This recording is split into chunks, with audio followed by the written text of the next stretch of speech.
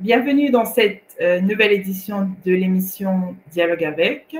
Nous sommes aujourd'hui mardi 27 mai 2025 et je suis heureuse de vous retrouver. J'espère que vous êtes tous connectés sur Twitter X pour nous suivre et les autres plateformes comme Facebook et Instagram. Je vais d'abord accueillir mes co-présentateurs. Je pense que Yves est là. Bonsoir Yves. Yves, la connexion. On a le père Jean-Pierre Bojoko. Bonsoir père. Bonsoir Paty, bonsoir Yves aussi qui ne nous attend pas. J'espère que ça va s'arranger. Bonsoir aussi à tous les téléspectateurs. Là, salut Yves, je pense qu'il est en Ah, il est là. Comment ça va okay. Patricia, aux téléspectateurs? Ça va et toi? Bon, je vois que ta connexion, j'espère que moi, ma connexion est parfaite. Ça va, merci.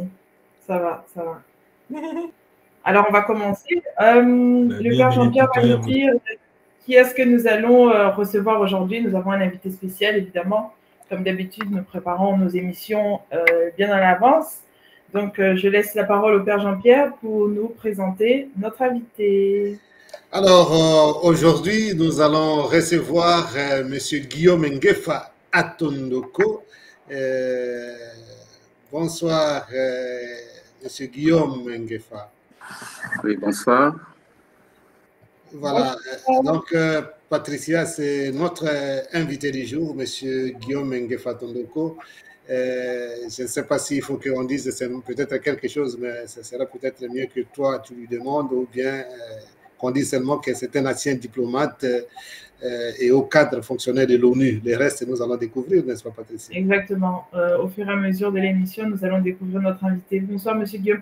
Comment est-ce que vous préférez qu'on vous appelle? Parce que je sais qu'au Congo, on a des différentes façons d'appeler les appellations, mais qu'est-ce qui vous met plus à l'aise? C'est Guillaume Ngefa Atondoko Andali. Merci. Alors, nous, on dira Monsieur Guillaume, ça ira? Ouais, ça va. Merci. Merci. Alors voilà, donc on va commencer donc, notre émission avec Monsieur Guillaume. Et donc, il va se présenter. Et donc, je vais donc donner la parole au père Jean-Pierre qui va commencer à lui poser les premières questions. Alors, ce qu'on va faire d'abord, c'est donner la parole à M. Guillaume Ngefa Atondoko. Il a un autre nom là, il a voulu répéter, ça dit ça sera long, et puis notre téléspectateur aussi risque de ne pas bien retenir. Peut-être on va se limiter à, bon, au début il va dire tous les noms possibles, mais nous on va se limiter à Guillaume Ngefa, c'est plus facile d'ailleurs, hein, pour question de communication aussi. Alors n'est-ce pas, M. Guillaume? Et si vous pouvez juste saluer aussi nos téléspectateurs qui nous suivent, hein, ils sont déjà bien connectés là à travers nos différentes plateformes. Merci, Père Bajoko. Bojoko, hein, et alors. Bojoko. Bojoko, et merci Patricia et merci Yves pour votre invitation.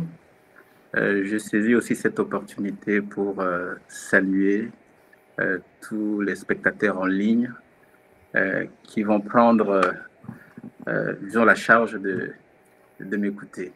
Voilà. Voilà, mais en tout cas, merci beaucoup. Hein. Alors, Monsieur Guillaume Ngefa Atondoko, ici, il n'y a pas de présupposé. Donc, c'est comme si personne ne connaît personne, afin que nous puissions bien vous découvrir et nos téléspectateurs aussi. Alors, ce que nous faisons avec nos invités, d'habitude, c'est d'abord de leur donner l'opportunité de nous parler d'eux-mêmes. Ça signifie, nous vous laissons d'abord le temps de vous faire découvrir par nous, en nous parlant d'abord de votre parcours de vie. Et on commence par la formation. Ça signifie les études que vous avez faites, que ce soit des études secondaires et universitaires. Et comme ça, alors, nous allons poser déjà des questions. En deuxième lieu, nous allons nous allons faire les parcours professionnels, je suppose, et je pressens déjà que là, ça va nous prendre du temps pour ouvrir votre long parcours de vie. Alors, on commence d'abord par le parcours scolaire et académique. Merci encore une fois. C'est toujours difficile de vous présenter. C'est un exercice assez fastidieux. Mais modestement, je peux dire que je suis né le 1er avril 1961 dans une mission catholique appelée Kodoro à Bassankousou. Donc, je ne suis pas quelqu'un qui est né dans une ville, encore moins dans la capitale. J'ai fait mon école primaire à Mbandaka, Yonda, avant d'aller au petit séminaire de Bokuma à l'âge de 11 ans. Bokuma est situé à 60 km de Mbandaka pour faire la 6e latine. Parce qu'à notre époque, on n'avait pas de cycle d'orientation. Donc, ceux qui allaient au séminaire, ils faisaient la 6e latine. Donc, j'ai commencé à faire la 6e latine. Et puis ensuite, il y a eu le changement de degré de l'enseignement. Donc, on est passé du système qui était ancien avec la 6e, 7e latine pour aller maintenant au cycle d'orientation. Et de là, je suis venu à Mbandaka, au petit séminaire de Mbandaka. Et aussi, en même temps, j'ai étudié au collège du Sacré-Cœur de Mbandaka, qui est devenu par la suite collège Songa Lianja. Après le petit séminaire, je suis entré à la Compagnie des Jésuites comme jésuite et je suis allé faire mon noviciat au Rwanda, à Kiangugu, et ce qui m'a donné l'opportunité de bien connaître le Rwanda. Et après cet exercice dans la Compagnie des Jésuites, j'ai pris un temps de réflexion où je suis venu à l'université de Kinshasa pour faire le droit. Et je peux dire que je fais le droit par hasard. Je voulais d'abord faire plutôt les journalismes. Donc je me suis retrouvé à Kinshasa, dans la famille, en famille bien sûr, pour attendre d'aller en Belgique pour faire les études à Notre-Dame de la faculté Notre-Dame de Namur. Mais pendant ce temps, je n'ai pas pu avoir le visa. Donc, l'ambassade de Belgique m'a demandé d'attendre l'année suivante pour aller en Belgique. De là, pour ne pas perdre le temps, je me suis inscrit à l'université de Kinshasa pour faire le droit. C'est pourquoi je dis que je fais le droit par hasard. Et quand je fais les études de droit, ça a été beaucoup plus facile pour moi. Et j'ai obtenu ma licence, disons, en droit. Et de là, je suis allé d'abord faire une formation au Centre des droits de l'homme de l'Université de Columbia. Et puis ensuite encore, je fais les études de droit à l'Université de Columbia en droit international. Et donc, je suis diplômé de l'Université de Kinshasa en droit international. Je suis diplômé de Columbia University Law School. Et puis, en même temps, je fais aussi un autre diplôme à Packet School of Foreign and then Comparative Law de l'Université de Columbia. Je fais aussi un autre diplôme en droit international comparé des droits de l'homme à l'Institut international de droits de l'homme de Strasbourg. Actuellement, comme j'ai pris ma retraite anticipée, je suis en train de faire un doctorat en droit international public à l'Université Paris 2, Paty-en-Sorbonne, Assas. Et je suis en train de me spécialiser. Donc, le titre de ma thèse, c'est la doctrine du Conseil de sécurité en matière de droits de l'homme, théorie et pratique. Voilà brièvement ce que je peux vous dire sur mon petit parcours académique. Petit parcours académique, bon, ça c'est de la modestie, hein, sans qualifier cette modestie. Donc, c'est quand même un long parcours, un parcours costaud, hein, des études. Et donc, en commençant par le petit séminaire, par la formation religieuse, et ainsi de suite, et puis les droits par défaut, comme vous avez dit, puisque vous voulez plutôt aller étudier à Namur, en Belgique. Et puis voilà, et vous avez pris goût alors au droit, puisque vous avez, à part l'université de Kinshasa, étudié aux États-Unis, en Suisse, et puis maintenant vous êtes en train de faire votre thèse. Et bon, là, est-ce qu'il y a une petite curiosité déjà, Yves, ou bien Patricia?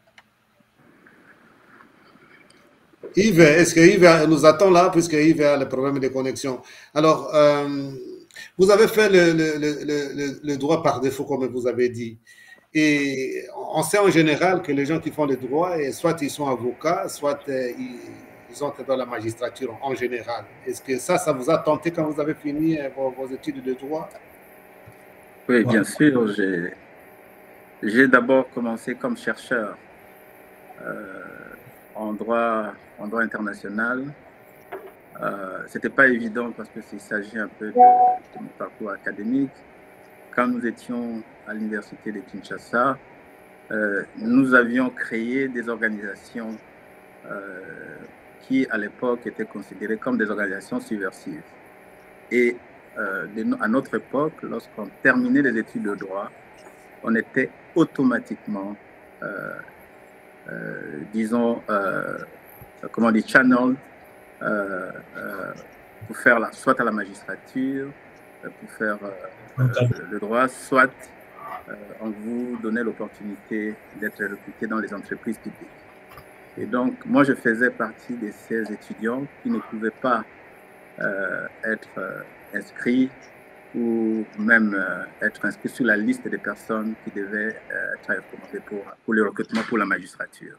Donc, en attendant, je fais la recherche et par la suite, j'ai été avocat à Kinshasa avant, bien sûr, de quitter le pays. Mais entre-temps, ce qui est plus important aussi, c'est que parallèlement au travail d'avocats et de chercheurs, nous avons créé l'association zaïroise de défense des droits de l'homme. On va arriver puisque là c'est déjà presque professionnel. Alors je ne sais pas si Yves a une question ou bien Patricia, sinon on passe alors. Non, moi j'ai pas de question par rapport au parcours, mais bon, juste un petit commentaire pour dire que vraiment quelque chose qui semble être un très long parcours prestigieux hein, dans des grandes universités. Je me demande comment est-ce que vous avez pu vous adapter entre les différents pays comme ça. Est-ce que ça a été quelque chose d'assez fastidieux ou quelque chose d'assez simple pour vous parce que vous êtes une personne qui s'adapte facilement? Ouais, je pense que c'est la résilience. J'ai quitté mes parents, je n'avais que 11 ans pour entrer au petit séminaire. Et depuis 11 ans, je n'ai plus habité avec mes parents. Passé au moins une année, je passais seulement quelques semaines. Et puis bien sûr, lorsque vous êtes au petit séminaire, vous êtes dans la vie religieuse, on vous apprend la résilience à être partout. Et je pense que c'est vraiment le parcours logique de toutes ces personnes qui sont passées par le petit séminaire ou par la vie religieuse. Et donc pour moi, passer par le Rwanda, Kinshasa, les États-Unis, l'Angleterre, la France et la Suisse, et puis bien sûr tout au long de mon parcours que j'ai fait professionnel, que je fais à pratiquement l'Afrique de l'Ouest, je suis passé dans plusieurs pays. Donc pour moi, c'est plutôt une question de résilience et je trouve ça très normal. D'accord, merci. Alors, Yves.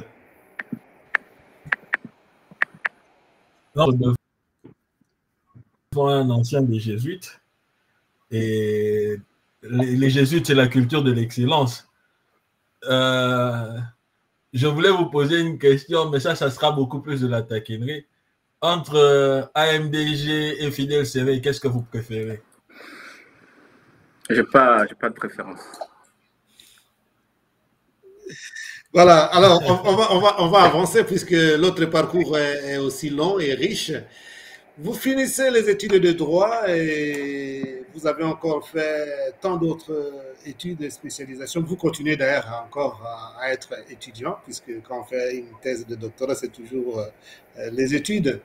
Alors, parcourons maintenant votre vie professionnelle, Monsieur Guillaume Nguefa. Bon, rapidement, comme je l'ai dit au début, j'étais d'abord chercheur. Après mes études universitaires, puisque je ne pouvais pas être employé par l'État.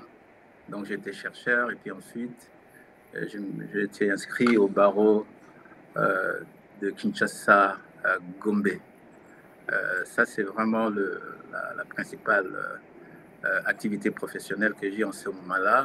Et parallèlement à cette activité professionnelle, comme je l'ai dit, nous avons créé l'une des principales organisations de défense des droits de l'homme, Association zaïroise de défense des droits de l'homme, qui était à notre époque et qui l'est toujours aujourd'hui, une association de juristes en majorité, et aussi des personnalités, des individus ayant d'autres formations journalistiques, philosophes. Il y avait des philosophes, il y avait des historiens, de médecins. L'objectif principal de cette organisation, c'était vraiment de promouvoir le droit de l'homme dans le but de changer les choses à l'époque de la dictature de Mobutu. Et je pense qu'on a modestement, la ZADO a joué un rôle important, mais ce n'est pas le lieu de parler de la ZADO parce que vous parlez de mon parcours professionnel. On y reviendra un peu plus tard. Et puis, de là, quand l'AFDEL venait, mais avant cela, avant l'AFDEL, je suis allé travailler une année à Interrights à Londres, dans le programme Afrique des avocats pour aider dans la mise en place d'un programme des juristes africains.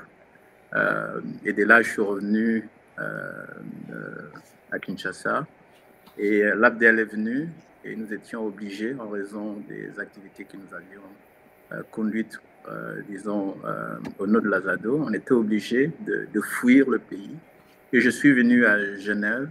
Et quand je suis venu à Genève, j'ai travaillé pour la Commission internationale de juristes et en même temps aussi pour l'Association pour la prévention de la torture APT à Genève. Et vous savez que la Commission internationale des juristes, c'est vraiment une organisation élitiste qui fait la promotion de la primauté du droit et aussi dans l'administration de la justice. C'est-à-dire que ça concerne aussi bien les avocats, les magistrats, et donc toutes ces personnes qui entrent dans la chaîne judiciaire. Et puis, comme on était là à Genève, j'ai eu l'opportunité maintenant de commencer ma carrière aux Nations Unies, au sein du Haut-Commissariat aux droits de l'homme. Et de là, j'étais déployé en Guinée-Bissau comme chef des droits de l'homme pendant 3 ans. Et puis ensuite, je suis allé comme directeur adjoint de la division des droits de l'homme à la mission, au sein de la mission des Nations Unies en Côte d'Ivoire. Et aussi, j'ai assumé l'intérim pendant la crise ivoirienne. Et puis après, je suis allé au Mali, où j'ai passé pratiquement 7 ans et demi comme directeur de la division des droits de l'homme et représentant du haut-commissaire aux droits de l'homme. Et je crois que de là, vous avez appris certainement que j'avais été déclaré personne non grata. On va y arriver. Là, on vous laisse d'abord parler. Oui. Donc, personne non grata. Et puis, je suis revenu à Genève, où j'ai assuré la direction du département de l'examen périodique universel jusqu'à la fin de l'année. Et puis après, j'ai décidé de prendre ma retraite anticipée pour me mettre à la disposition de l'Afrique et aussi à la disposition de mon pays. Voilà. Alors, pour le moment, nous commençons avec les questions, puisqu'on a vu le parcours académique, disons scolaire et académique, qui est bien costaud. Et puis, aussi, on ne dira pas que vous avez passé des jours malheureux du point de vue travail, puisque ce n'est pas tout le monde qui a la chance d'avoir du travail au niveau de l'ONU et de parcourir comme ça le pays. Et certains aspects, nous allons les décortiquer pendant nos questions quand même. Mais maintenant, c'est le vrai dialogue qui commence, puisqu'on vous a entendu un peu pendant longtemps. Maintenant, on laisse la parole déjà à Patricia. Oui, merci beaucoup, Monsieur Guillaume Ngefa, pour nous avoir expliqué, en tout cas relaté votre brillant parcours académique et professionnel.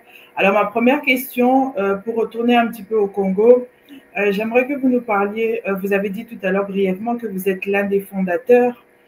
Pas l'un des fondateurs, mais le fondateur. Le fondateur, oui, le fondateur, excusez-moi si je n'ai pas bien entendu, de l'Association africaine de défense des droits de l'homme, donc AZADO,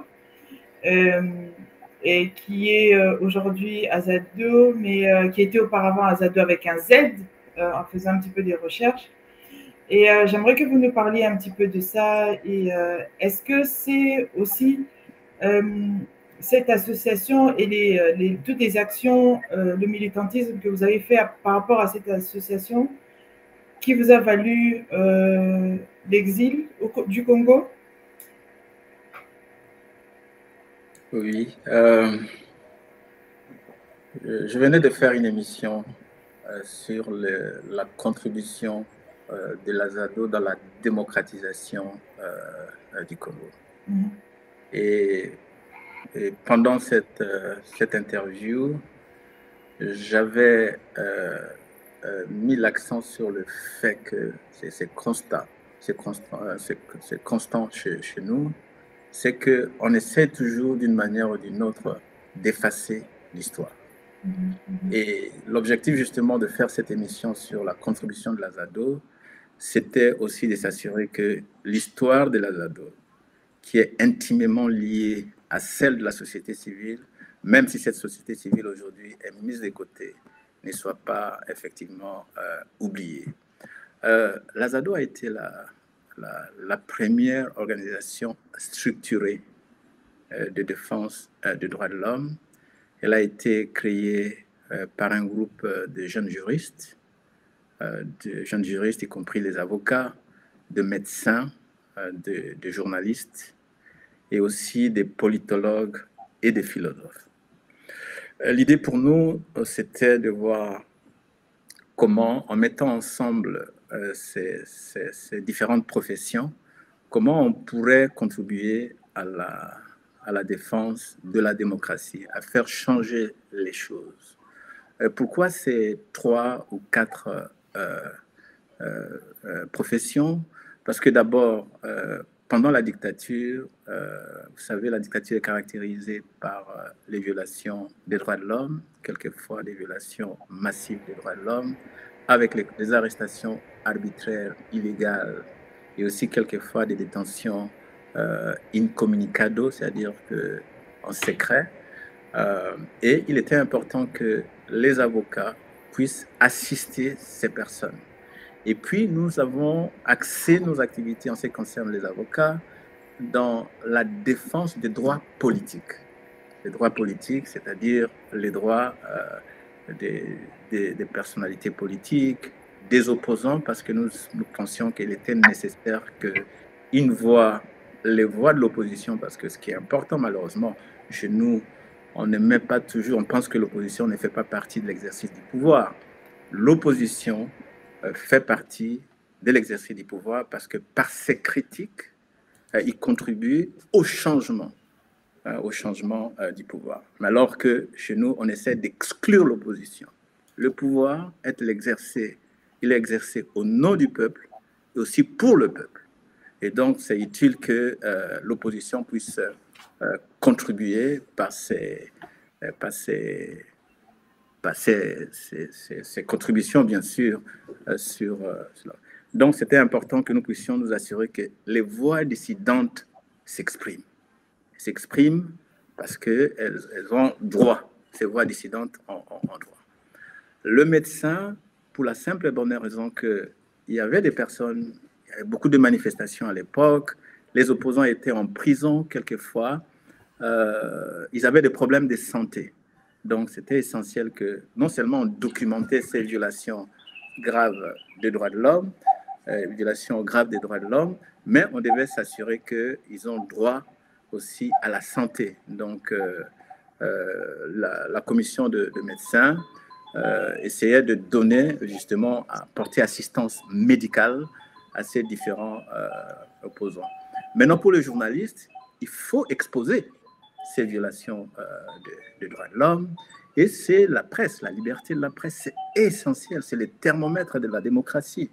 Donc, nous avions des membres dans tous les organes de presse, des journaux qui sortaient, et c'est eux, ces membres qui ont fait en sorte que certaines situations des droits de l'homme ont été effectivement exposées. Maintenant, les droits de l'homme, ce n'est pas seulement le militantisme, c'est vraiment une branche de droit. Une branche de droit. Donc, il fallait aussi utiliser les mécanismes internationaux de droits de l'homme au niveau international qui existent. Donc, y compris des mécanismes quasi juridictionnels, comme ici à Genève, nous avons le Conseil des droits de l'homme, qu'on appelle le Conseil des droits de l'homme, mais à l'époque, c'était la Commission des droits de l'homme, mais bien sûr aussi d'autres mécanismes juridictionnels, parce qu'au niveau africain, nous avions la Commission africaine des droits de l'homme et des peuples, ensuite la Cour africaine des droits de l'homme et des peuples, qui aujourd'hui devient la Cour africaine de justice. Donc tout ça, ça demande une très bonne connaissance, une maîtrise de droit. Et puis bien enfin, nous avons effectivement aussi contribué à l'utilisation, à l'usage, à l'intégration des traités et instruments juridiques internationaux en matière de droits de l'homme dans les causes des tribunaux. Et nous avions un certain nombre d'avocats à Kinshasa, y compris moi-même, Maître Mukendi, paix à son âme, et puis Maître Matadinenga et les autres, Maître Kambale, Maître Banza, etc. Nous avons commencé à nous référer aux instruments juridiques internationaux en matière de droits de l'homme devant les causes des tribunaux à Kinshasa. Et ce n'était pas facile parce que le magistrat, il disait que ces instruments juridiques internationaux étaient plutôt des textes de valeur morale. Et pour nous, on disait non, ce sont des obligations de l'État parce que l'État les a ratifiés. Du moment où ces instruments juridiques ont été légalement ratifiés, par conséquent, ils peuvent être utilisés par les causes des tribunaux. Aujourd'hui, je suis très content que les avocats aujourd'hui se réfèrent sur le plan national à ces instruments juridiques internationaux. Et en 96, en 96, nous avons, avec la Commission internationale de juristes, nous avions organisé le premier colloque international sur l'utilisation des normes des droits de l'homme par les cours des tribunaux cas du Zaïre à l'époque. Donc, ça, c'est ce que l'ASADO a fait. Et l'ASADO, l'autre instrument que nous avons régulièrement utilisé, c'est la publication des rapports. Et ces rapports ont été écrits de façon professionnelle, avec une méthodologie bien déterminée, et aussi avec une terminologie qui permettait aux autres organes des traités internationaux de les utiliser. Et si vous regardez, par exemple, les différentes résolutions qui avaient été prises à l'époque à la Commission nationale des droits, à la Commission des droits de l'homme ou dans d'autres, ils se référaient justement aux différents mécanismes. D'ailleurs, le rapporteur spécial, Gareton, paix à son âme, s'est régulièrement référé au rapport de l'ASADO. Les différentes organisations internationales, notamment la Commission européenne et d'autres aussi, se sont référées au rapport de l'ASADO parce qu'il s'agissait des rapports qui se référaient justement aux obligations internationales de l'État. Bien sûr, enfin, il y a eu la sensibilisation sur les questions de droits de l'homme. Nous avions un programme de l'éducation aux droits de l'homme sur l'ensemble du territoire national. L'ASADO était représenté dans toutes les provinces. À l'époque, c'était 11. Et donc, nous avions des sections Et avec les commissions justice et paix, avec d'autres organisations, nous avions des campagnes de sensibilisation de la population sur les droits de l'homme, parce que nous estimions que, on dit toujours que nul n'est censé connaître la loi. Nous, on disait que nul n'est censé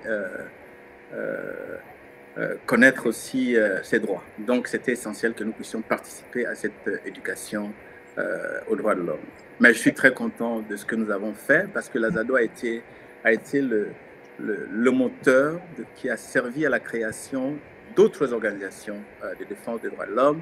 Et enfin, bien sûr, l'Azado a joué un rôle assez critique pendant la conférence nationale souveraine, parce que nous avions à l'époque une banque des données qui nous permettait justement d'alimenter les différentes commissions qui avaient été créées par la conférence nationale souveraine. Et enfin, nous avons aidé, et je vais terminer par ici, nous avons aidé les différents partis politiques, les formations politiques, de créer de points focaux en matière de droits de l'homme. C'était essentiel, puisque ces points focaux nous permettaient, chaque fois qu'il y avait des arrestations ou bien des violations de droits de l'homme, de saisir directement l'Azado, ce qui nous permettait d'ouvrir des enquêtes et de voir quel type d'action on pourrait prendre, notamment, ici, il s'agissait de l'assistance judiciaire, nous le faisions, l'assistance légale juridique, c'est-à-dire que juste un conseil juridique pro bono gratuitement, ou l'assistance médicale, ou enfin les aider à aller à l'exil. Vous savez, nous avons effectivement, souvent je suis très content de voir les personnes qui à l'époque étaient victimes de la répression, qui se sont retrouvées grâce à l'Azado. Ils ont eu leur statut de réfugiés à l'extérieur, et certains sont même rentrés à Kinshasa, qui sont là en train d'exercer certaines activités au niveau étatique, parce que pour nous, ce qui est plus important dans ce que nous avons fait, c'est la dignité humaine. C'est essentiel, la dignité humaine. C'est pourquoi le débat pour la démocratie, le combat pour la démocratie doit faire en sorte que l'homme doit être au centre de tout. Voilà ce que je peux dire à ce niveau. Merci. Merci, M. Guillaume. En fait, avec votre explication de l'Azado, ça a suscité plusieurs questions en moi. D'abord, j'aimerais vous demander, vous nous avez parlé de plusieurs corps de métier, des juristes et des médecins, mais est-ce que vous pourriez nous expliquer un tout petit peu quel était le rôle du philosophe, par exemple, parce que j'ai entendu dire philosophe, mais quelle était l'importance d'avoir des philosophes dans l'Azado? Bon, les philosophes, vous savez, il y a dans l'éducation aux droits de l'homme, aussi dans l'analyse contextuelle, parce que vous ne pouvez pas dénoncer les droits de l'homme si vous ne faites pas une analyse contextuelle.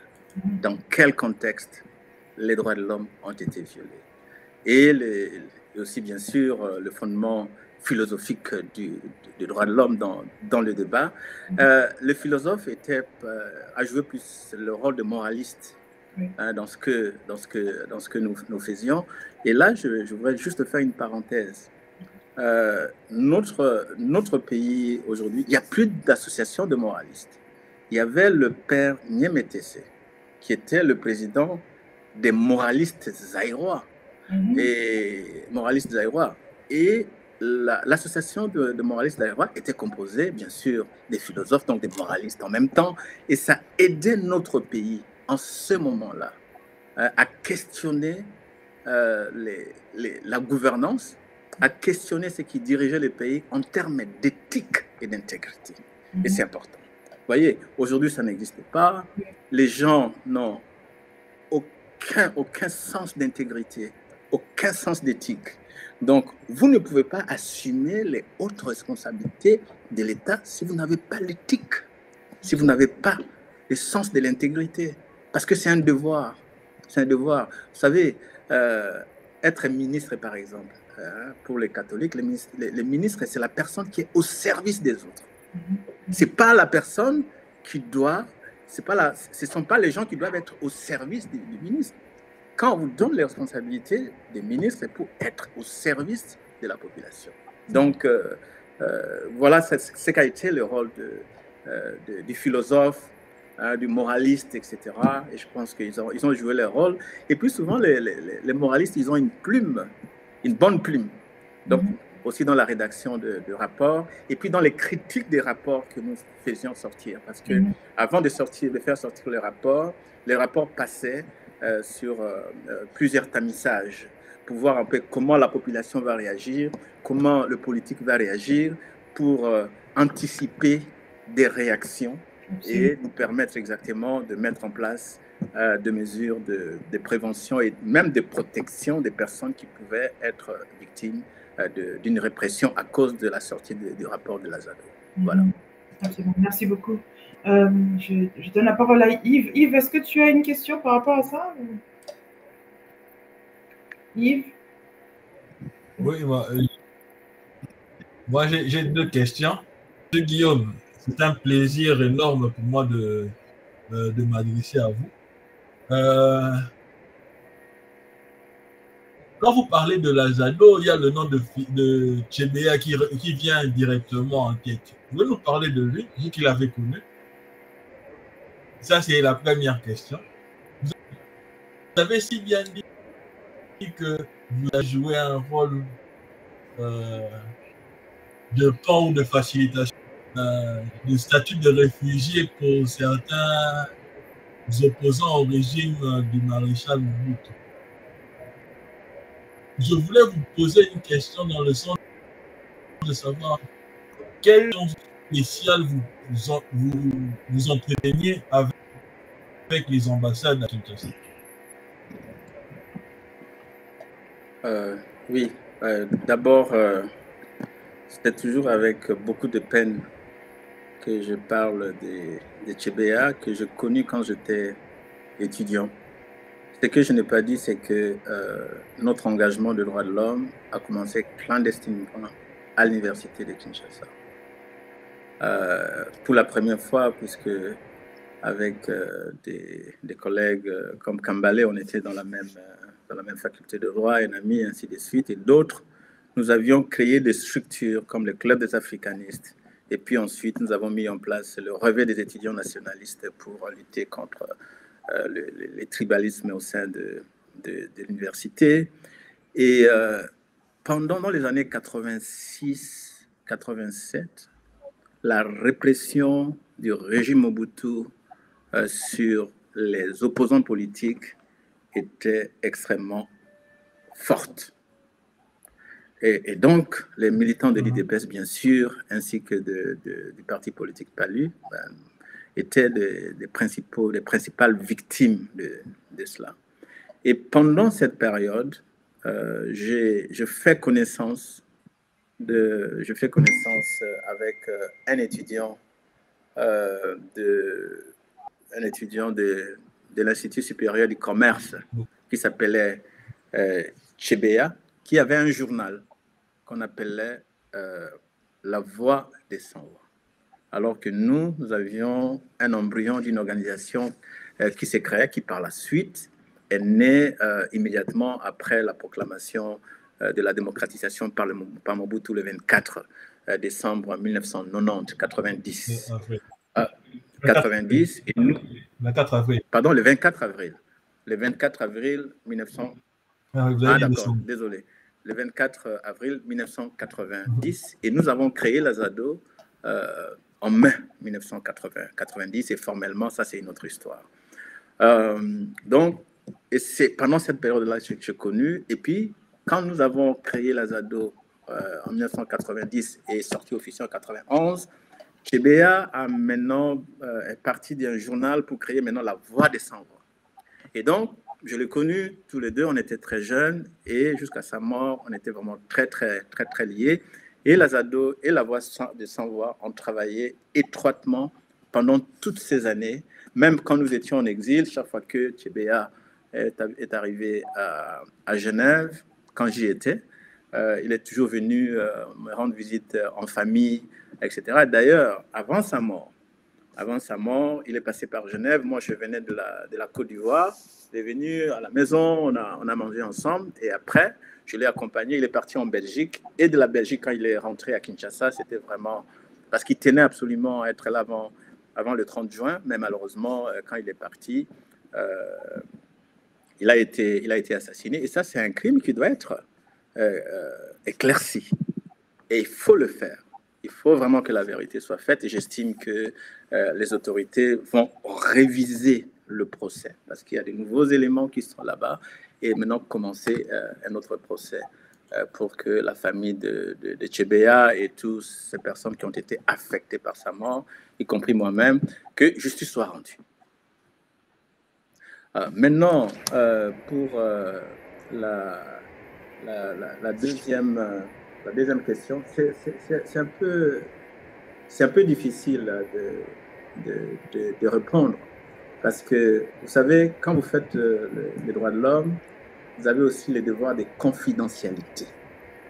Tu vois, confidentialité. Nous avons maintenu de bonnes relations avec les ambassades. Certaines ambassades nous demandaient des informations sur un certain nombre d'opposants. D'autres aussi étaient...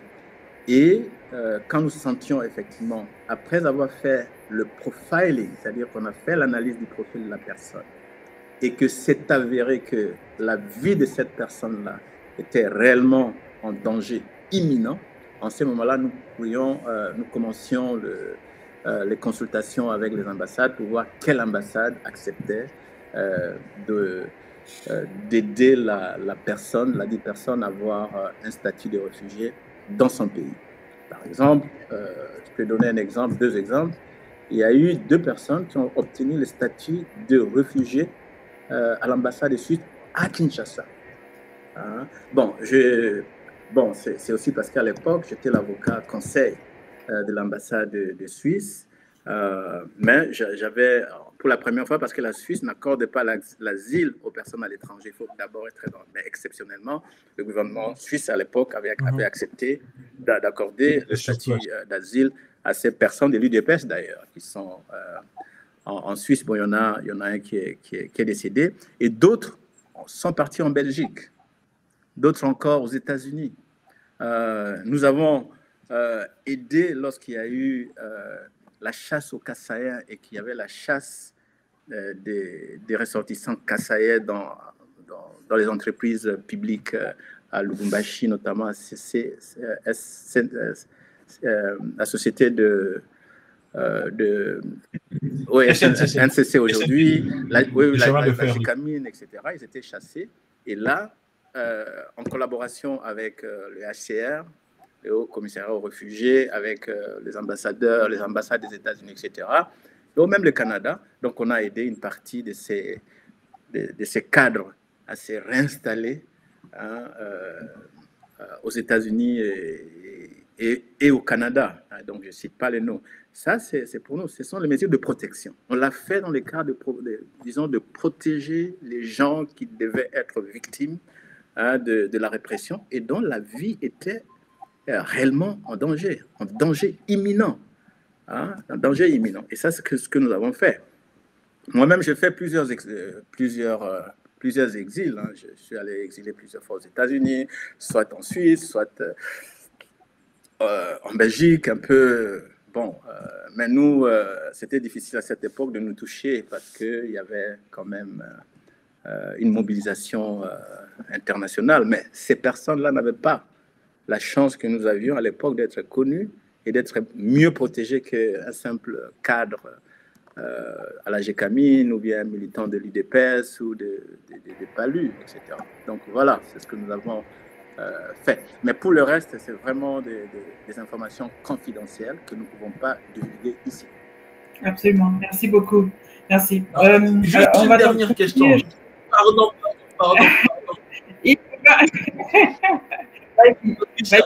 Petite question, s'il te plaît.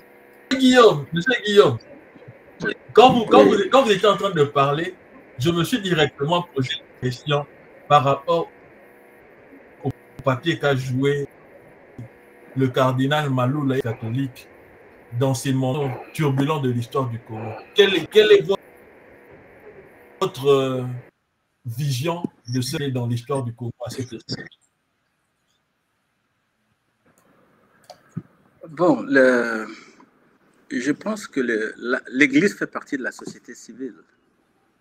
Hein? La société civile, c'est quoi? C'est l'ensemble de ces organisations, y compris l'Église, les individualités qui participent, qui ne sont pas du domaine de l'État, encore moins qui ne sont pas vraiment dans les activités à but lucratif, mais qui essayent, dans leur contribution, d'améliorer la gouvernance politique, la gouvernance locale, mais aussi dans le but de défendre leurs intérêts, etc.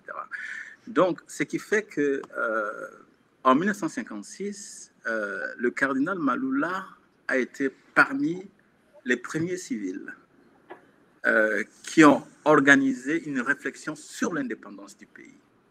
Tu vois? Et c'est cette réflexion avec les Ngaloula et les autres qui ont vraiment poussé à l'éveil des personnes pour l'indépendance. L'Église, la doctrine de l'Église, c'est une doctrine sociale. C'est la doctrine qui défend le faible, qui est là au détriment des sans-voix. Et aussi, comme on dit chez nous, l'Église est au milieu du village.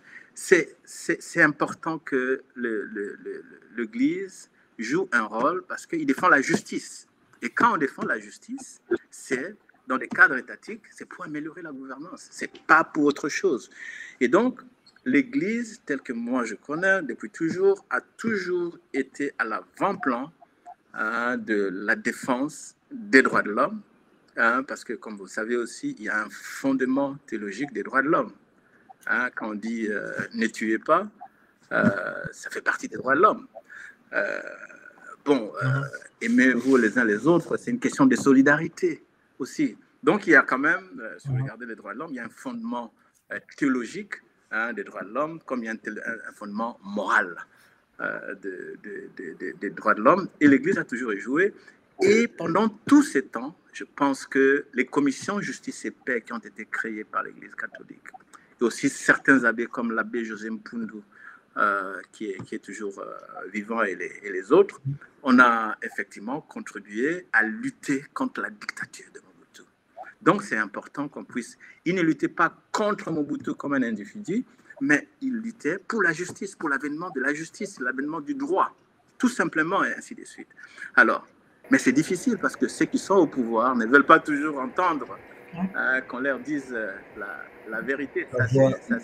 Ça, c'est normal. Et le rôle de l'Église, moi, je pense que l'Église continue à jouer son rôle positif, tout comme la société civile, parce que c'est la pluralité d'opinions dans un État qui aide à améliorer la gouvernance, qui est là aussi pour aider le pays à avancer.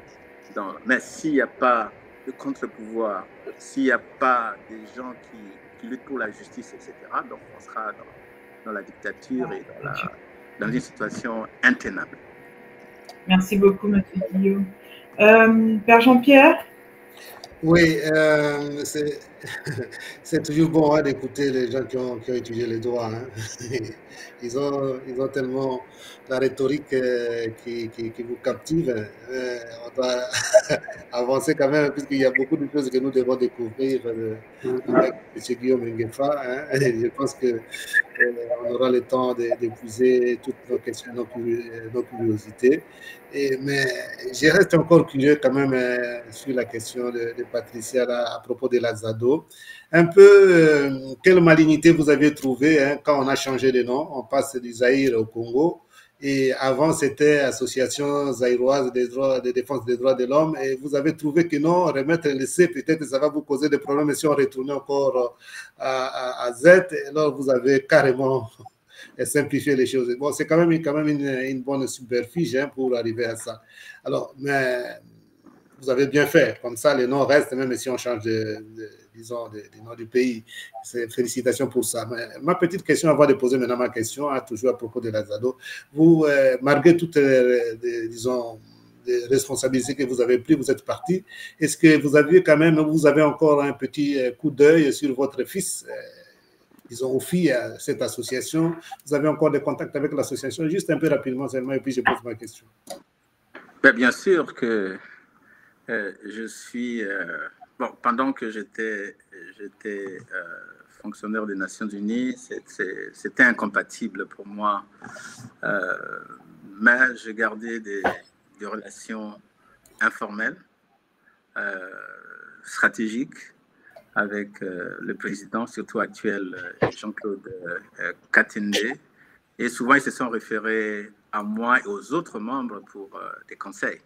Parce que, bon, on a quand même l'expérience d'autres pays. On partageait aussi un peu, de façon comparée ce que nous avons pu aller ailleurs. Parce que, vous savez, aujourd'hui, les droits de l'homme, c'est vraiment la branche du droit.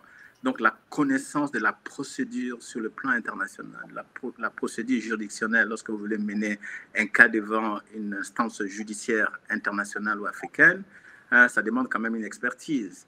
Vous voyez, la rédaction des rapports aujourd'hui, il y a la méthodologie, il y a la terminologie appropriée qu'il faut utiliser, ainsi de suite. On peut toujours demander, bon, quelle est la différence entre, par exemple, un traitement inhumain et dégradant et la torture, comment on peut définir ça, ainsi de suite. Voilà, ça, ce sont des conseils qu'on, de temps en temps, partage. Mais je garde, en tout cas, aujourd'hui, des contacts très étroits et très fraternels avec l'actuel président de l'Azado, Jean-Claude Katende. Alors, la question de Patricia, c'était aussi de savoir ce qui vous a valu l'exil. On a compris que défendre les droits de l'homme, ça n'est pas toujours pas au gouvernement. Ça continue encore comme ça jusqu'à aujourd'hui. Donc, les défenseurs des droits de l'homme ont toujours des mailles à partir avec les gouvernements. C'est un peu partout comme ça encore en Afrique. Alors, vous avez quitté le pays, et ce qui vous a lancé aussi dans votre carrière internationale au niveau de l'ONU. Vous avez parlé de Guinée-Bissau, de Côte d'Ivoire, de Mali, à part la Suisse.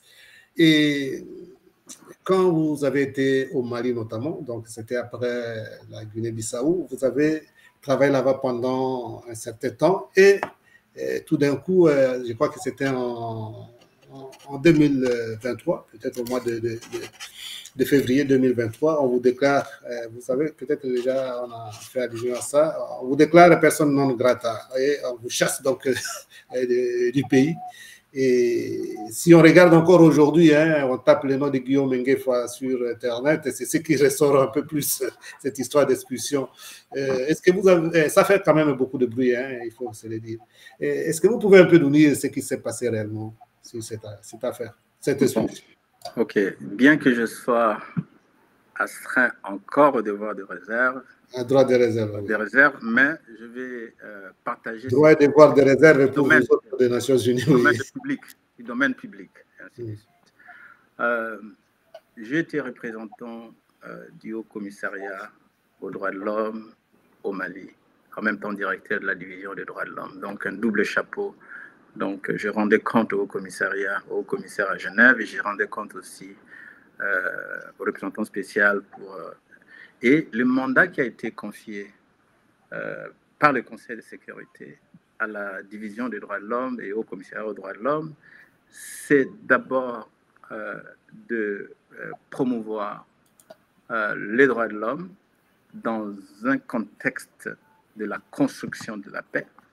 Deuxièmement, d'observer la situation des droits de l'homme sur l'ensemble du territoire malien et aussi produire des rapports réguliers et rendre compte au Conseil de sécurité. Et puis, bien sûr, et aussi aider l'État dans le cadre de la justice transitionnelle, la réconciliation, et puis aussi aider l'État dans la mise en œuvre de l'accord politique, mais en mettant l'accent sur les questions de droits de l'homme. Comme vous savez, les accords politiques ne peuvent jamais prospérer s'il n'y a pas de respect aux droits de l'homme. Les droits de l'homme créent la confiance, créent les conditions pour le retour des réfugiés, s'il y a le respect des droits de l'homme. ça crée les conditions propices pour l'organisation des élections. Et puis, bien sûr, ça aide dans les actions de développement, ainsi de suite. Et c'est dans ces contextes-là qu'il y a eu un coup d'État au Mali par la junte militaire actuelle, dont la plupart étaient de jeunes militaires que j'ai connus à l'intérieur du pays et qui me connaissaient personnellement, ainsi de suite. Et donc, quand il y a un coup d'État, nous avons fait en sorte de les conseiller pour respecter les droits de l'homme, intégrer les droits de l'homme dans leur gouvernance pour avoir, bien sûr, le soutien de la communauté internationale, le soutien de la population et créer les conditions pour le développement. Mais lorsque il y a eu la présence des milices Wagner, nous avions enquêté sur les violations graves des droits de l'homme et du droit international humanitaire. Parce qu'il y a eu l'incident de Moura, le rapport est public, donc je peux le dire, où effectivement les milices Wagner, accompagnées des militaires maliens, ont commis des crimes graves, des crimes contre l'humanité. Et donc, d'abord, ils ont essayé de négocier avec moi pour que nous ne puissions pas publier les rapports. Pour moi, il n'était pas question de le faire parce que ce n'est pas mon rapport, c'est le rapport du Haut-Commissariat, c'est le rapport des Nations Unies. Et aussi, il fallait respecter l'intégrité. Ça, c'est important, l'intégrité. Donc, je leur ai dit carrément que je ne le ferai pas. Et donc, ils m'ont dit clairement aussi que si vous ne le faites pas, on va vous chasser du Mali. J'ai dit, bon, faites-le, si c'est ça le prix à payer, ainsi de suite. Donc, cette discussion, nous l'avons eu pendant plus de 6 mois.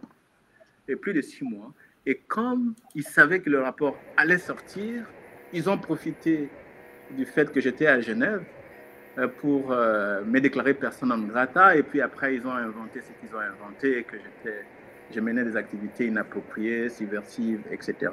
Mais néanmoins, le Haut-Commissariat a sorti ces rapports avec ses conclusions. Qui sont là et qui sont du domaine de la justice.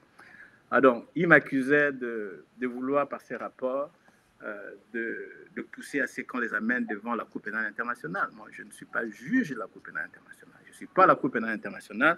Bien sûr que les rapports qui sont produits de façon rigoureuse par les composants des droits de l'homme, ça peut servir de matière à toute juridiction d'ouvrir des enquêtes. Ça, c'est la responsabilité de ces justices selon leur mandat. Donc, voilà la vérité.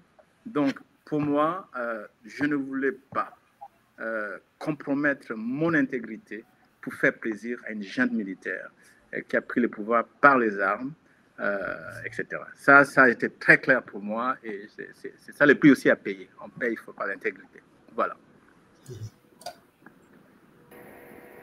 Merci.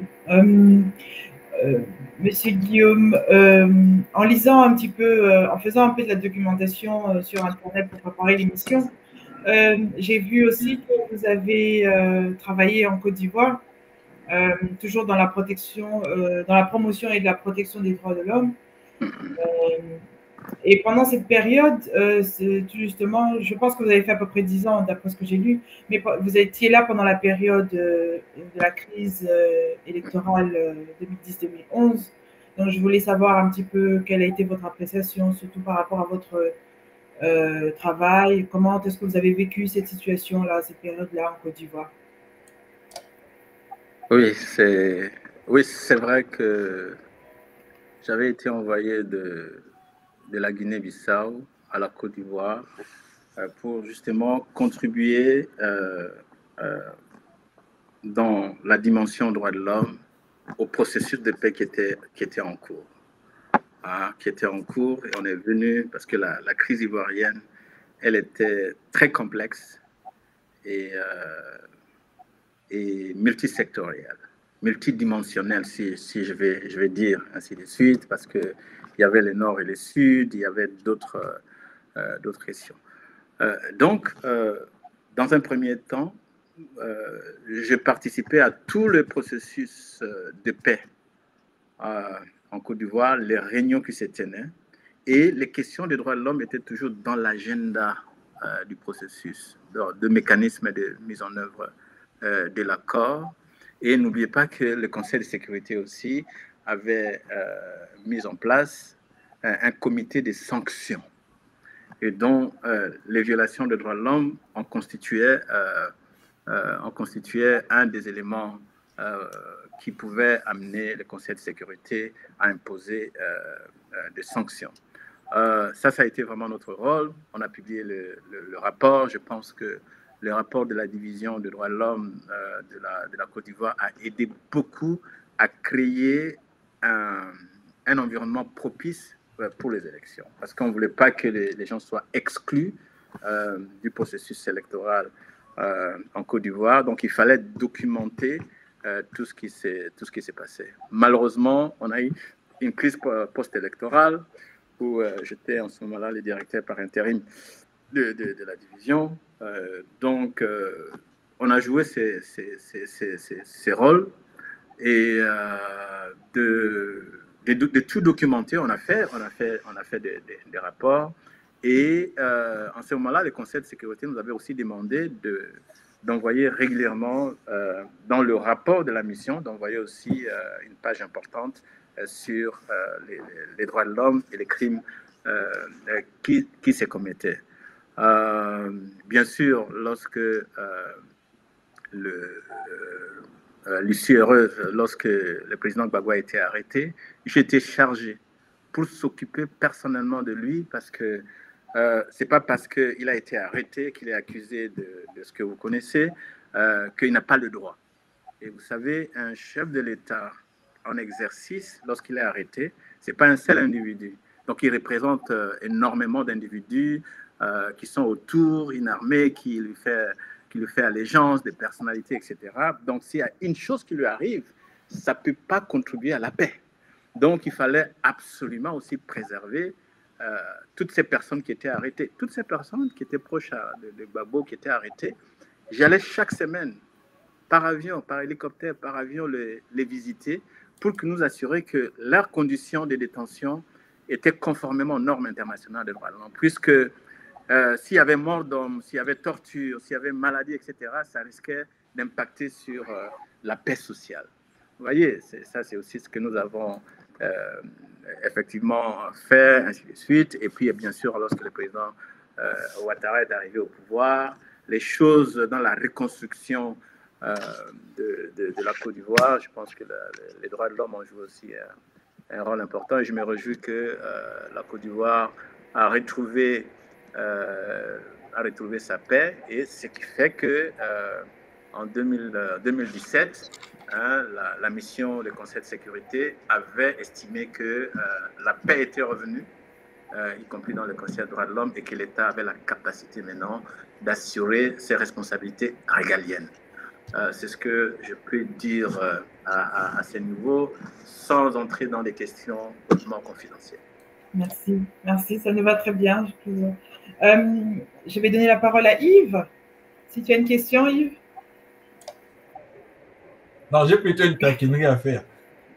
Monsieur Guillaume, certainement que quand vous avez dit que vous partiez en retraite dans l'Afrique de l'Ouest, il y a des gens qui se sont dit, oh, vous voulez partir en retraite celui-là. Oui, ça va de soi. Vous savez. Évidemment. Non, j'ai décidé de prendre ma retraite anticipée parce que j'avais été victime d'un attentat au Mali. Ça, ce sont des choses qu'on n'entre pas en détail. Je pense que la Providence, la Sainte Vierge Marie, a pu me protéger aujourd'hui pour que je sois vivant et pour vous parler. Parce que si vous avez vu le véhicule dans lequel j'étais, ce n'était pas possible et ce n'est pas l'endroit d'y revenir, ainsi de suite. C'est vrai que lorsque vous faites des droits de l'homme, vous créez des ennemis, mais la satisfaction morale que nous avons toujours, c'est sans voix, lorsqu'ils nous voient. Même aujourd'hui, m'écrivent. Il y a des gens qui m'écrivent, qui écrivent pour demander des nouvelles, etc. Ne nous abandonnez pas, ainsi de suite. Voilà, ça, c'est la satisfaction de voir que ce que nous avons fait dans l'Afrique de l'Ouest, surtout au Mali, que ce soit en Côte d'Ivoire, que ce soit en Guinée-Bissau, les gens sont toujours là en train de reconnaître ce que nous avons en train de faire. Ce n'est pas une taquinerie, mais c'est normal que si vous épinglez quelqu'un sur ce rapport des droits de l'homme, ben, il ne va pas apprécier. Hein, il ne peut pas vous apprécier. Il va vous considérer comme un ennemi. Absolument. Merci. Maintenant, vous avez pris votre retraite et avec votre franc-parler, vous dites disponible à servir votre pays. Est-ce que votre pays est prêt à vous supporter? Non, mais le franc-parler, ben, je ne sais pas si je le franc-parler ou pas, mais on donne les faits. Hein, les faits, il faut s'en tenir aux faits. Hein, il faut s'en tenir aux faits. Moi, je pense qu'on peut partager notre petite expérience dans la gestion des crises. Je pense que notre pays est actuellement dans une situation de crise. Et les choses qui ont marché ailleurs, on peut les partager parce que toutes les crises se ressemblent, même si les contextes sont différents, mais les crises se ressemblent. Toutes les crises finissent toujours sur une table de négociation. Et aussi, il faut partager quelles sont les questions qui doivent être discutées. Et dans le cas de notre pays, je pense que la justice, c'est un élément essentiel. Tu vois, on ne va pas construire la paix chez nous dans l'impunité. Ça, c'est fondamental. Bien sûr. Monsieur Guillaume, on va y venir parce qu'on a quelques questions tout justement concernant la situation au Congo et bien évidemment par rapport à tout ce que vous nous avez dit ici, votre expérience dans des processus de paix en Côte d'Ivoire, dans d'autres pays, c'est une expérience dont la République démocratique du Congo doit. C'est même pas, c'est une nécessité. On a besoin de personnes comme vous avec une telle expérience. Donc, on va y venir tout de suite. Je vais donner la parole d'abord au Père Jean-Pierre qui va poser sa question et tout de suite après, on va parler de l'actualité et de comment est-ce que vous pouvez apporter quelque chose au Congo aujourd'hui. Moi, Patricia, merci. Hein, j'adapte ma question maintenant puisqu'il y avait une autre question que je voulais poser quand Yves avait déjà parlé de Tchébéa et quand j'écoute M. Guillaume Nguefa parler de son expérience dans le pays où il est passé, je me dis, mais les dangers continuent. Il est parti en exil, disons, il a quitté son pays pour fuir un peu des menaces du gouvernement, mais tout en travaillant, même pour l'ONU, il y a toujours ces mêmes menaces. Est-ce que, M. Guillaume, vous pouvez un peu nous dire comment vous qui travaillez au sein de ces organisations, quand vous êtes dans des pays comme ça qui sont en guerre, comme le cas de Côte d'Ivoire, pendant qu'il y a la guerre, les balles peuvent tirer et vous parvenez à vous mouvoir, à aller visiter les gens, à aller... ces moments-là, qu'est-ce que vous sentez? Vous n'avez pas peur des armes ou vous êtes protégé comment dans ces pays pendant les missions, vos missions, disons? Mais vous savez, les Nations Unies ont créé des missions de paix de nouvelles générations. Parce que la première génération, c'était des opérations de maintien de la paix, dont le rôle était justement de s'interposer entre les parties belligérantes. Ça, c'était la première approche, etc. Ensuite, ça a évolué en disant qu'il faut des réponses, aussi des réponses multisectorielles, parce qu'il y a des réfugiés, il y a des personnes déplacées, il y a des questions de justice, il y a des questions de violation des droits de l'homme, des questions de développement, ainsi de suite. Donc, il fallait absolument... aider. Et puis, bien sûr, dans les situations de crise. C'est pour cette raison-là que l'ONU m'a toujours envoyé dans les situations de crise. L'histoire, bon, c'est moi-même qui ai voulu. Mais, vous savez, la première guerre que j'ai vécue, qui n'a pas vraiment fait l'objet vraiment de beaucoup de publicité, c'est la guerre de Brazzaville. En 1997, je me suis retrouvé à Poto-Poto en pleine guerre de Brazzaville. Wow. Et je me rappelle tout ce que j'ai vu là-bas, c'était horrible, horrible. Et c'est quand je suis arrivé à Paris, en ce moment-là, parce qu'aidé par les troupes françaises pour sortir du Mali, pardon, de Brazzaville via Tchad, et puis je suis arrivé à Paris avec la FIDH. Nous avons sorti un premier rapport sur les violations de droits de l'homme qui se commettaient parce que j'estimais que c'était utile que cela puisse être effectivement connu. Alors, quand les Nations Unies ont un rôle très important pendant ces crises, parce que vous savez, comme je t'ai dit aussi, je voulais le dire, c'est que dans les mandats des Nations Unies, on a ajouté un des mandats principaux aujourd'hui, c'est la protection de la population civile. Civilian protection. Ouais. Ça, c'est important. C'est la protection de la population civile. Donc, pour protéger la population civile pendant la guerre, il faut des opérations robustes. Les opérations robustes, ce sont des opérations avec des militaires, avec des chars, des hélicoptères, pour protéger la population civile, parce que pendant les situations de guerre, souvent, l'État n'a pas toujours les mêmes capacités d'assurer la protection de la population civile.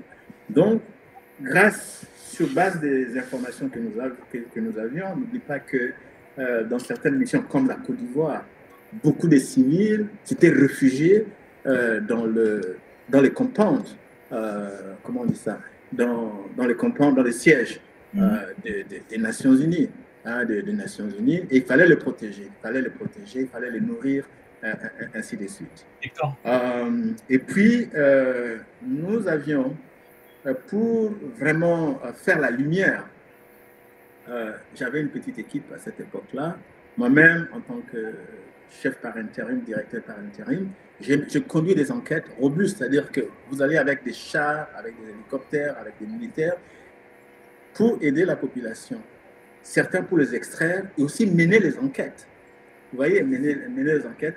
Mais c'est très passionnant de voir comment votre travail, votre présence en pleine guerre peut donner de l'espoir à des populations. Et je pense que là, les Nations Unies ont un rôle très, très important et je vois ce que nous avons pu. Parce que témoigner seulement de ces atrocités, témoigner exactement de ce qui se passe, de mouvements de population, ça aide aussi à établir la responsabilité des personnes qui utilisent des armes inappropriées, non autorisées pendant la guerre pour la protection de la population civile. C'est dangereux, mais il faut le faire. Je me rappelle une fois, on partait pour aller du siège des Nations Unies à Bobo. Normalement, en 30 minutes en voiture, vous y arrivez. Nous avons fait à peu près 3 heures pour y aller, parce qu'il fallait aller doucement. On tirait sur nous, ainsi de suite, et puis on y allait. Et c'était essentiel que nous puissions aller pour établir la vérité des populations.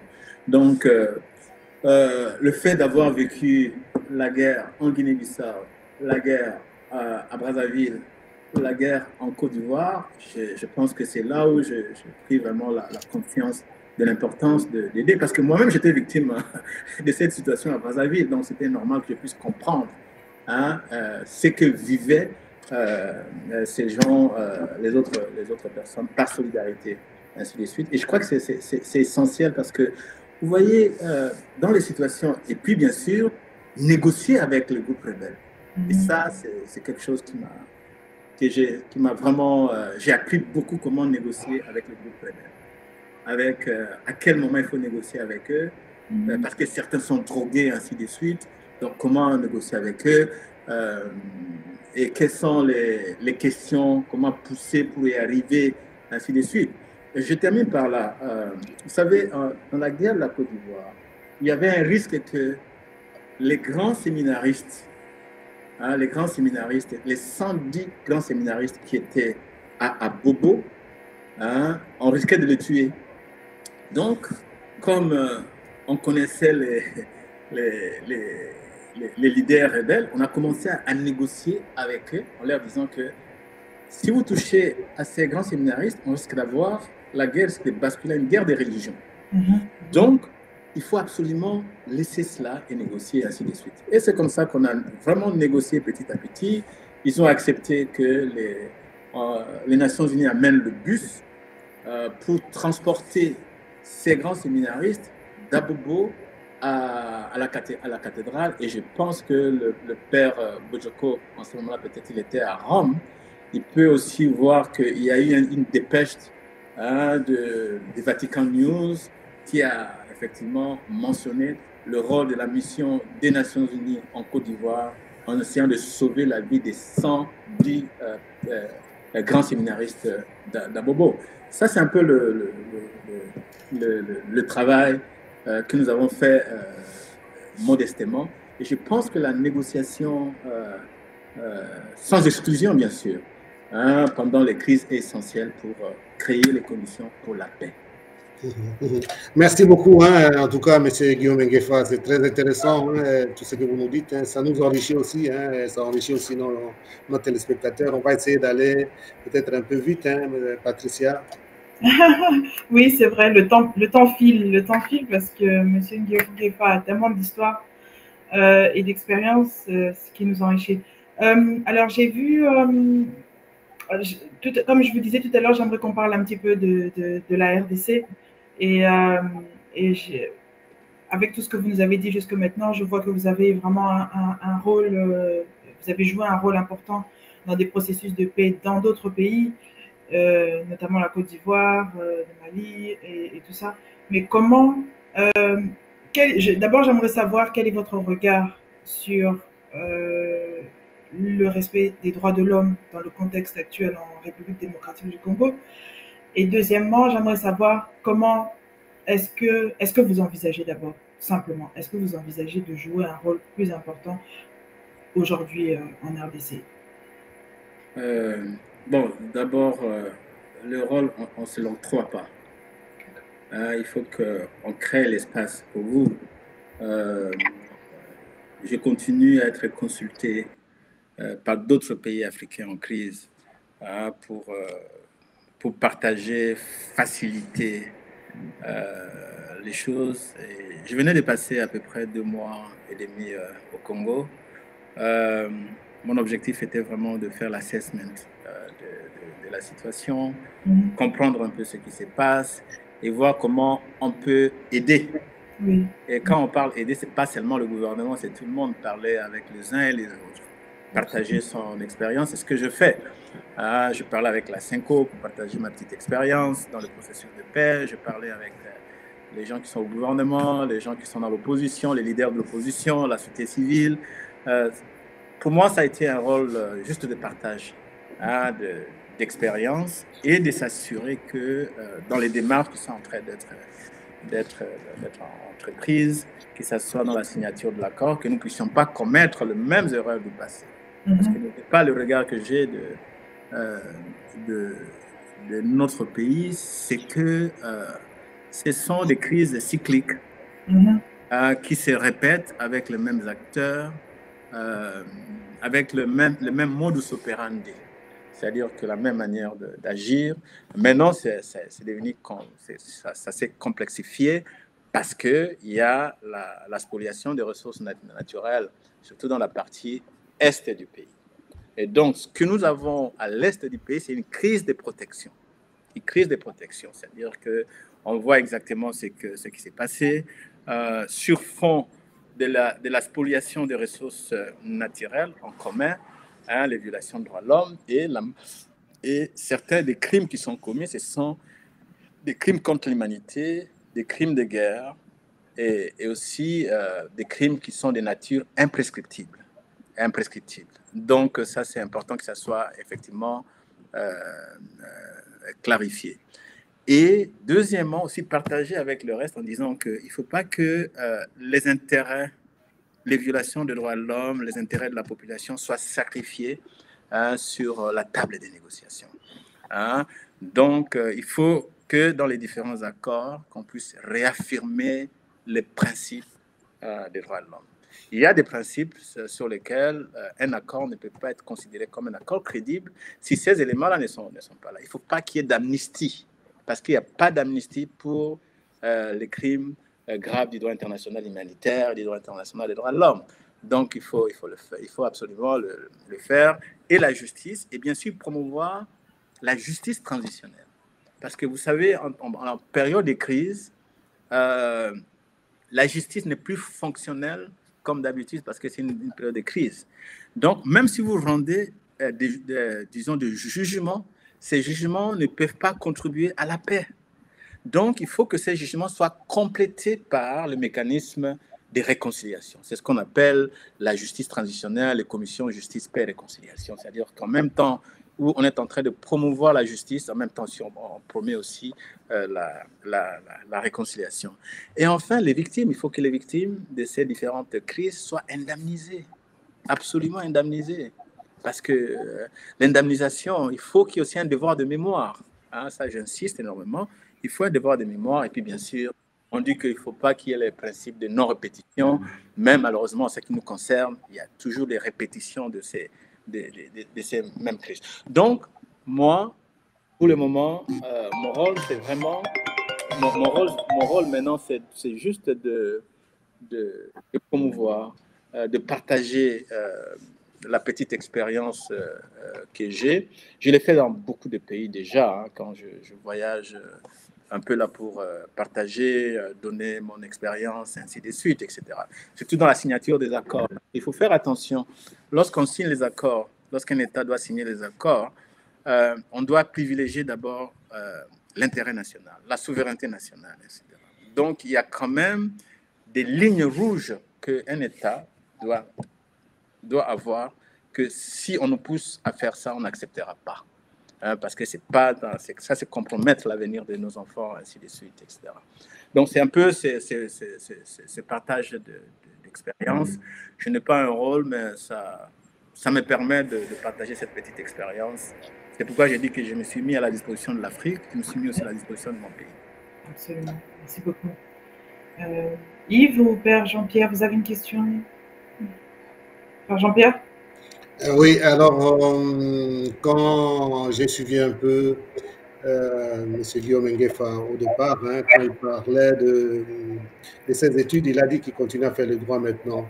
Et puis, quand je mets ça un peu en lien avec sa retraite anticipée, je pouvais d'abord rire et j'ai dit, mais quand quelqu'un travaille à l'ONU, il est très bien payé, ce n'est pas l'argent qui manque, mais comment tout d'un coup décider d'une retraite anticipée, c'est comme si, bon, j'ai déjà beaucoup d'argent, je reste. Ça signifie, est-ce qu'il n'y a pas derrière la tête quand même quelques projets qui vous poussent plutôt d'abord à faire votre thèse de doctorat et à prendre une retraite aussi anticipée? Et Patricia venait de poser la question sur votre pays, notre pays, la République démocratique du Congo, à voir un peu ce qui s'est fait, ce qui s'est dit, la situation actuelle, l'actualité, disons, de la République démocratique du Congo. Et qu'est-ce qu'on peut dire de M. Guillaume Nguefa maintenant? On voit un peu les études que vous êtes en train de compléter, une thèse de doctorat, et vous démissionnez, disons, vous prenez une retraite anticipée au niveau de l'ONU. C'est que vous envisagez quelque chose ou quoi? Non, pas du tout. Vous savez, ma thèse, d'abord, elle va partager mon expérience. Dans l'enseignement? Dans l'enseignement. D'abord, mettre par écrit ces mandats de droits de l'homme qui ont été donnés par les différentes résolutions du Conseil de sécurité. Quelles sont les problématiques qui se soulèvent? Est-ce que le Conseil de sécurité a un rôle en matière de droits de l'homme ou pas? Si oui, est-ce que c'est une doctrine? Sinon, si ce n'est pas une doctrine, est-ce que c'est une doctrine établie ou pas? Quelle est la théorie, la pratique, ainsi de suite? Et quelle est justement cette doctrine par rapport à la géopolitique actuelle, ainsi de suite? Ça, c'est globalement, c'est les questions sur lesquelles je suis en train de travailler. Mais je donne cours, hein, je donne cours depuis longtemps dans plusieurs universités. Quand j'étais à Abidjan, je donnais cours à la fac de droit sur le droit international humanitaire. J'ai donné un cours sur les méthodes alternatives de résolution des conflits en Haïti, à Jérémie. Donc, j'ai donné cours là-bas. J'ai donné aussi cours sur justement le droit international des Nations Unies à l'Institut international des droits de l'homme de Strasbourg. Donc, j'interviens beaucoup dans l'enseignement. Je suis allé aussi intervenir dans plusieurs universités. Donc, j'aime ça. J'aime enseigner, j'aime faire des conférences et j'ai fait beaucoup aussi de conférences. La retraite, n'oublie pas que j'ai commencé ma vie professionnelle chez moi au Congo, dans les droits de l'homme. Et donc, si vous avez servi d'autres pays, il faut aussi arriver à servir votre pays qui est en crise. Hein, servir votre pays, partager les expériences, s'ils en veulent, bien sûr. Partager les petites expériences, c'est ce que je veux. Et n'oublie pas que quand on approche les 65 ans, que tu le veuilles ou pas, la retraite est just next door. Donc, vous devez aussi vous préparer. Donc, pour moi, j'avais dit que 2 ans avant que j'atteigne 65 ans, je dois maintenant travailler pour d'autres choses. Dans ce sens, vous pensez un peu comme dit la Bible, nul n'est prophète chez soi. Vous pensez que chez vous, vous serez prophète, on va vous écouter. Non, mais vous savez, mais il faut partager. Moi, c'était très intéressant de discuter avec les évêques de la Senko, partager avec mon expérience avec certains partis politiques, avec certains leaders, ainsi de suite. C'est satisfaisant, c'est intéressant de partager cette expérience parce que vous savez, la paix au Congo, ce n'est pas une affaire d'individus, ce n'est pas l'affaire du gouvernement, c'est l'affaire de nous tous. Puisque les dividendes de la paix, c'est pour l'ensemble. Le jour où on aura une paix durable, on va aller tout droit au développement. Hein? Et donc, oui, dans ce sens, M. Guillaume Ngefa, puisque le temps nous presse aussi, que pensez-vous de l'initiative de la Senko et de l'ECC? Juste votre point de vue. Donc, j'ai déjà donné mon point de vue sur ça. Toutes les initiatives de paix, que ce soit la Senko, que ce soit l'initiative de Luanda, Nairobi, Doha et actuelle initiative du président Trump avec le Rwanda sont les bienvenus. Mais l'essentiel, qu'il y ait l'appropriation nationale. Donc, la paix ne peut pas être faite à l'étranger, par des étrangers pour nous. La paix doit être faite chez nous, par nous-mêmes. Vous voyez, sur l'appropriation. Même si à l'initiative, la solidarité internationale permet à ce que les initiatives viennent de l'extérieur. Donc, l'initiative de la Senko a l'avantage d'être ancrée sur le plan national. Il y a un ancrage national. Ça, c'est bien. De deux, cette initiative ne remet pas en question la légitimité du pouvoir constitutionnel. Ça, c'est pour moi, c'est vraiment important. Parce que les autres initiatives, ils vont remettre en question la légitimité du pouvoir, et puis à la fin, on va arriver au partage du pouvoir. Je pense que, et ceux qui ont pris les armes, l'objectif, c'est quoi? C'est justement prendre le pouvoir, créer des conditions pour rendre illégitime le pouvoir et les prendre même par la force. Donc, et puis bien sûr, partager ces pouvoirs. Donc, moi, je pense que l'initiative de la Senko que j'ai vue, j'ai lu, ainsi de suite, il y a des choses à améliorer. Il y a des choses à améliorer, mais c'est une bonne initiative en raison de son caractère national, c'est ancré national sur les réalités, effectivement, du pays. Maintenant, il faut faire en sorte que cette initiative soit inclusive. C'est inclusif et permettre à ce que ceux qui seront là puissent effectivement joindre leurs efforts pour que nous puissions vraiment aller vers la paix.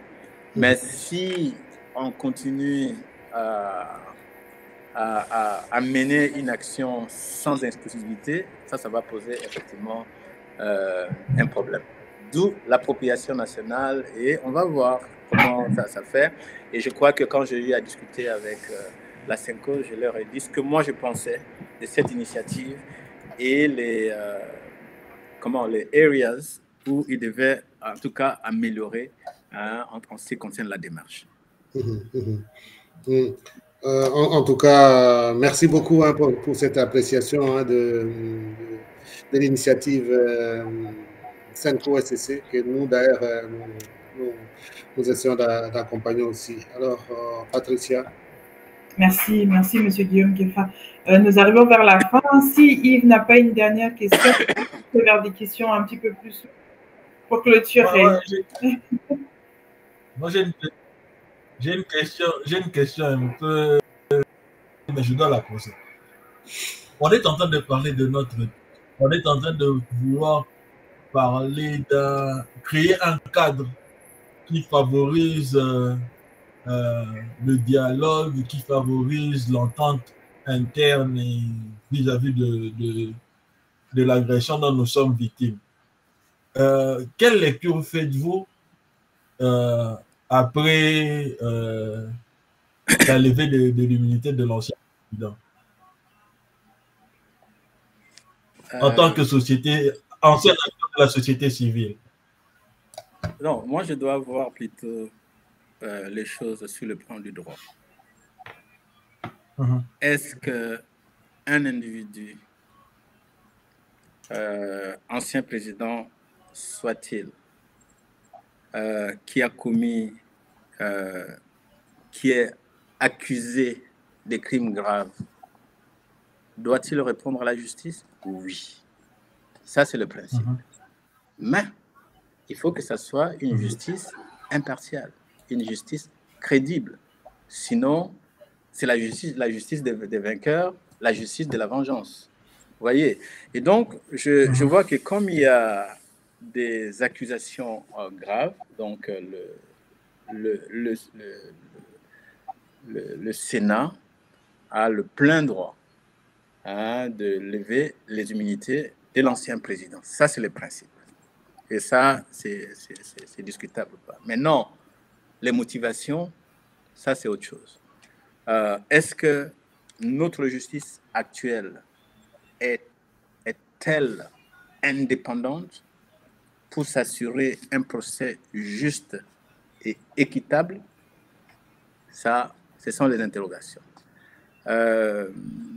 La dernière question, c'est qu'il faut mettre quand même fin à un cycle d'impunité.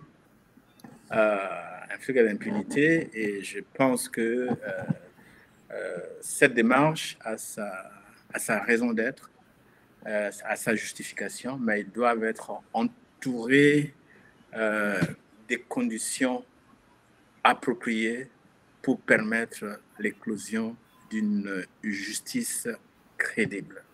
Ça, c'est effectivement mon avis, parce que même en tant que quelqu'un de la société civile, l'impunité n'a pas sa place dans notre pays, et surtout dans un pays en crise, parce que l'impunité crée la vengeance crée l'impunité, ainsi de suite, et il faut rompre à un moment donné à cette crise. Mais maintenant, les motivations, ça c'est à discuter, et ce sont les autres personnes qui peuvent discuter.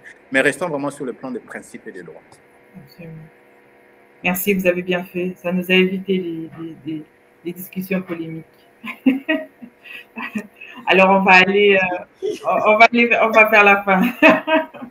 On va faire la fin. Alors, on a l'habitude, à la fin de nos émissions, de poser des petites questions courtes et précises, juste pour clôturer. Alors, je vais commencer. Ma première question, Monsieur Guillaume Ngéfa, c'est si vous étiez un pays, vous seriez lequel? Le Congo. Merci. Et un petit peu plus compliqué, si vous étiez un auteur, vous seriez lequel? Ou laquelle? Je serais le cardinal Malula. Wow. Merci. Je donne la parole au Père Jean-Pierre. Mais je pense que ça serait injuste, puisque je connais les petites questions de Yves, Papa Bombo, Papa, quelque chose comme ça. On donne d'abord la parole à Yves. Alors, vas-y.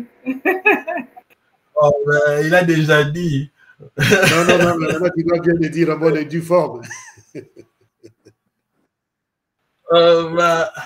Monsieur Guillaume, j'ai 3 questions pour lui, pour clore le débat avec lui.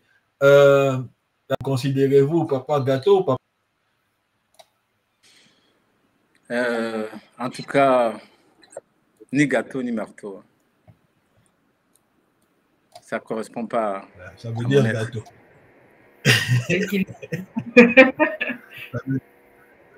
Ça veut dire gâteau. Mais bon, la deuxième question que j'avais,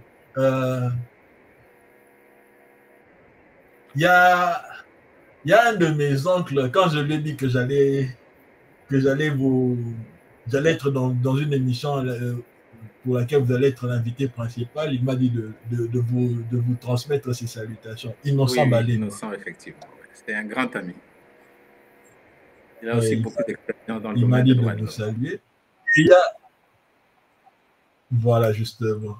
Et il y a Jean Lokenga, à partir de Nairobi, qui m'a dit de vous transmettre ses salutations. Merci beaucoup aussi. Et donc, quand j'ai des feedbacks de ces deux oncles-là, moi, j'ai une question qui me taraude l'esprit. C'est difficile d'enlever le côté technicien de droit de l'homme de la personne même, ou bien c'est vraiment intrinsèque à vous-même? Parce qu'avec Tonton Innocent, par exemple, on ne peut pas commencer une phrase sans finir par un article des droits de l'homme et un article des droits humains. C'est la même chose chez vous. Pour moi, c'est le droit international des droits de l'homme, oui. Le droit international humanitaire. C'est effectivement, c'est ancré. Bravo. Merci. Bon. Je m'arrête là. Alors, au Père Jean-Pierre. Voilà. Maintenant, M. Guillaume Nguefa, c'est le monologue qui va commencer. Nous allons vous laisser seul devant l'écran pour un monologue avec vous-même. Ça, c'est une surprise qu'on le réserve aussi. Et ça, c'est ma part de petites questions de la fin. Bon, ce n'est pas une petite question, mais une procédure aussi. C'est le monologue. Vous allez vous mettre devant le miroir. C'est M. Guillaume Nguefa qui va parler à M. Guillaume Nguefa à la troisième personne pour parler de trois choses. D'abord, M. Guillaume Nguefa va parler à M. Guillaume Nguefa de ses qualités. Et puis, il va aussi parler de ses défauts. En troisième lieu, il va se donner des conseils lui-même. Alors, nous allons vous laisser seul pour faire ces monologues. Et puis, nous allons revenir et nous ne poserons pas de questions sur ces monologues-là. Alors, c'est à vous maintenant à monologue.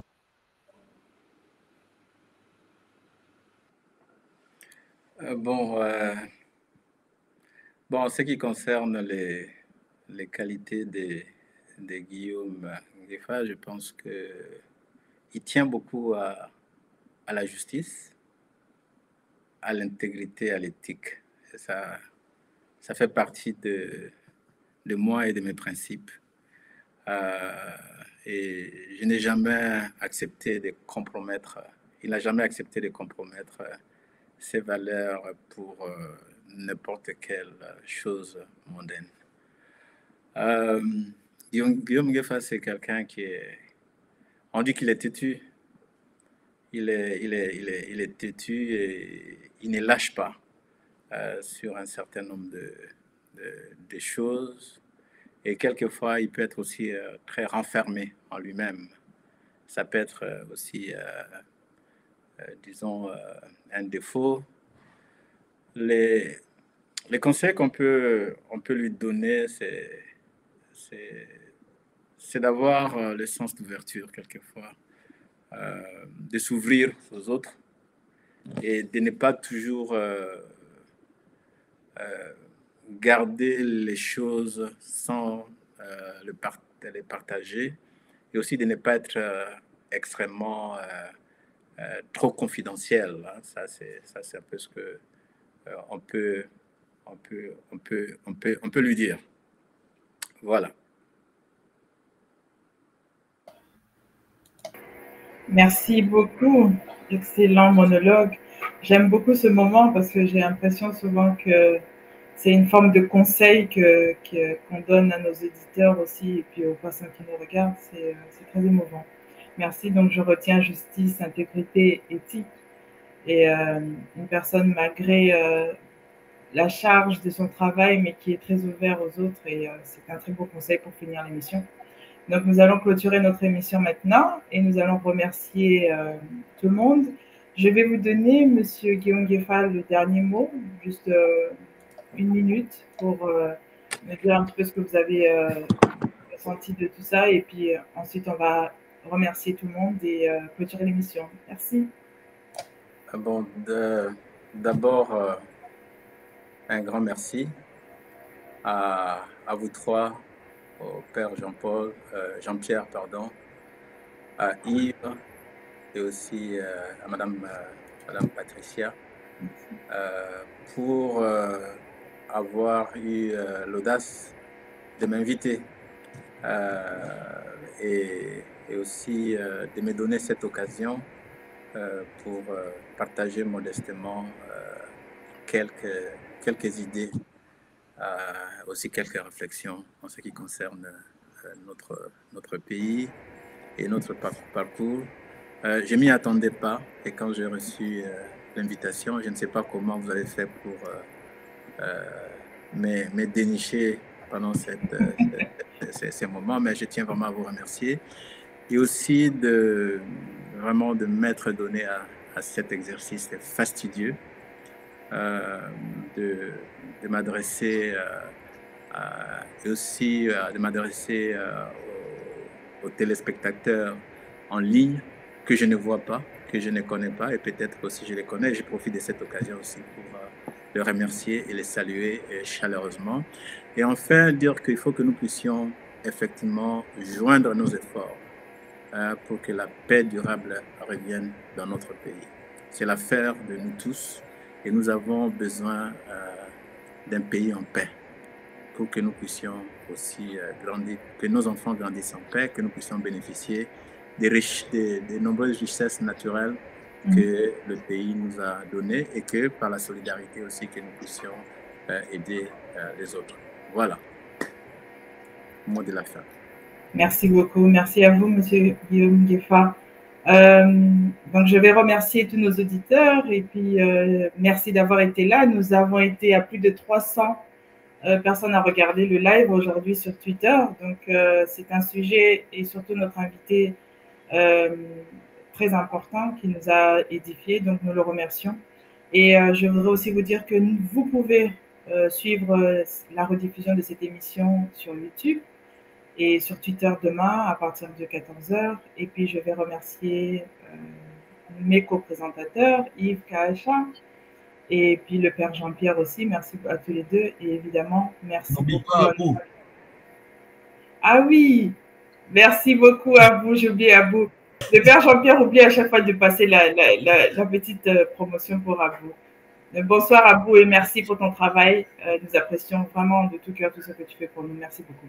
Et merci à notre invité, M. Guillaume Ngeffa, merci. J'espère qu'une fois vous aurez le temps de venir nous parler de la ZADO, parce que je sais qu'on n'a pas eu vraiment le temps de parler de tout ça, mais je pense que c'est un sujet et je pense que c'est une entité qu'on doit développer au Congo pour parler des droits et de la société civile et de tout ce que l'on peut faire au Congo. On a besoin de ce genre d'initiative au Congo à multiplier par 1000 fois. 100 000, on a besoin de ça. Merci beaucoup. À très bientôt. Donc, je vous souhaite à tous une bonne soirée et on se voit vendredi. Au revoir. Au revoir.